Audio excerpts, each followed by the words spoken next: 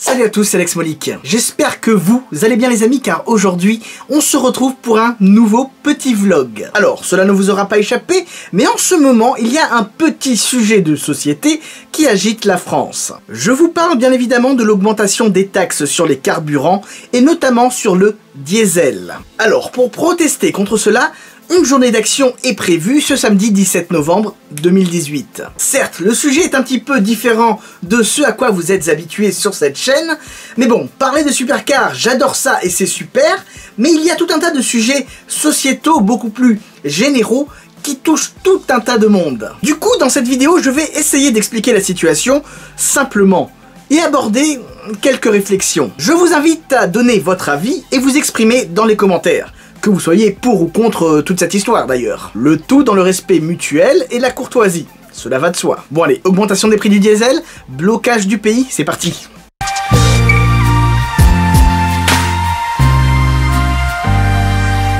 Ah, le diesel.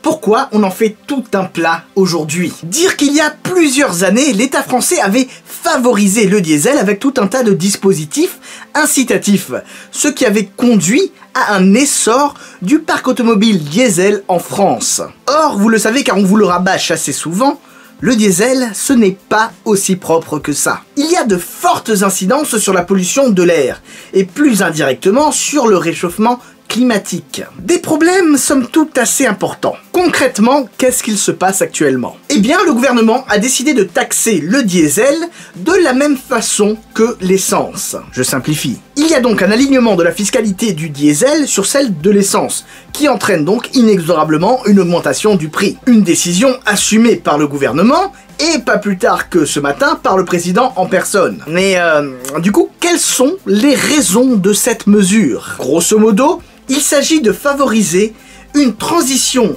énergétique, climatique et écologique. Alors bien évidemment, cela est très louable sur le papier, mais le souci c'est que cette justification ne semble pas vraiment passer aux yeux de l'opinion publique. Tout particulièrement pour les automobilistes, qui estiment être un peu les boucs émissaires de la pollution. Alors que, parallèlement, il y a par exemple les avions ou encore les bateaux qui, bien que nécessaires, sont de très gros pollueurs. Mais revenons-en à la voiture. Le souci majeur, c'est que dès que tu sors des grandes villes, il te faut une voiture. Tout un tas de gens sont obligés d'avoir une voiture pour ne serait-ce qu'aller travailler. Le budget automobile augmente sans cesse, et l'augmentation du prix des carburants va en ce sens.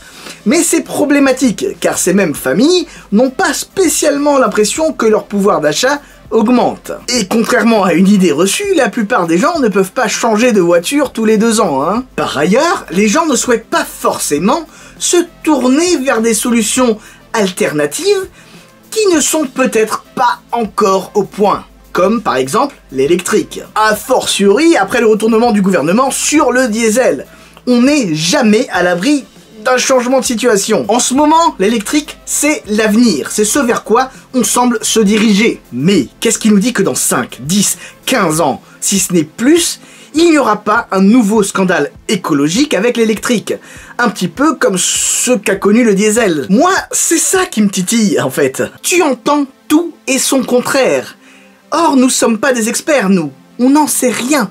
Et on est un petit peu déboussolé par tout ça. Il y a déjà plusieurs décennies, il y a eu une démocratisation du véhicule pour les classes moyennes. L'automobile était alors synonyme de liberté, de possibilité et d'indépendance. De nos jours, franchement, je n'ai pas du tout cette impression. Il y a tellement de contraintes de tous les côtés que je comprends sincèrement la grogne. D'autant plus que, selon moi, cette grogne n'est pas due exclusivement à l'augmentation des prix du diesel, hein. Loin de là. C'est un condensé de mesures. Limitation de vitesse, augmentation des radars, et maintenant ça, franchement, je peux comprendre que beaucoup se sentent comme de simples vaches à lait. Résultat des courses, ce samedi 17 novembre 2018, les automobilistes comptent manifester et bloquer le pays, afin d'obtenir un geste du gouvernement. Après, est-ce que cela va marcher? C'est pas sûr. Mais bon, au moins ils auront essayé, j'imagine. Quoi qu'il en soit, les automobilistes ainsi que les sympathisants de cette cause sont appelés à exprimer leur mécontentement en mettant leur gilet jaune sur le tableau de bord de leur véhicule. ou à mener des actions de blocage pour les plus motivés. En gros, je vous le dis tout de suite, ça va faire bien chier tout le monde. Alors, une majorité de Français semble que tout cela est justifié. D'autres ne sont pas tout à fait d'accord et estiment qu'il y a d'autres problèmes plus importants qui mériteraient notre attention. Personnellement, je pense que l'on est dans un pays de râleurs qui adore manifester et faire la grève. Vu l'engouement de la chose, je pense que ça va être un beau bordel le 17.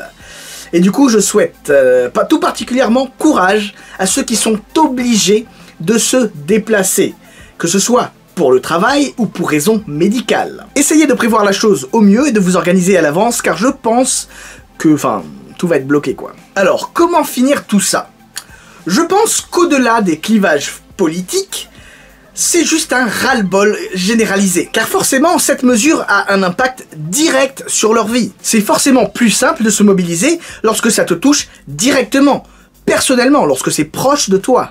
Inversement, c'est plus compliqué de se préoccuper de sujets qui sont loin de nous. Il est notamment très complexe de comprendre et de réagir face aux problèmes futurs qui attendent notre planète. Cela même que la transition énergétique et écologique cherche à tempérer. Mais voilà, malheureusement, il n'y a pas de solution miracle. Il n'y en a jamais eu. Notre monde est beaucoup trop complexe pour trouver des solutions presque parfaites qui satisfont tout le monde. C'est pas le monde des bisounours, hein. On passera forcément par des moments difficiles et il faudra les surmonter. On fera encore des erreurs et il faudra les régler. L'opinion publique et les intérêts de tout un chacun sont fluctuants. Mais la passion automobile est éternelle. Mais surtout n'oubliez pas, on n'a peut-être pas la même voiture, mais on a la même passion. Sur ce, je vous dis à très bientôt. Ciao, ciao.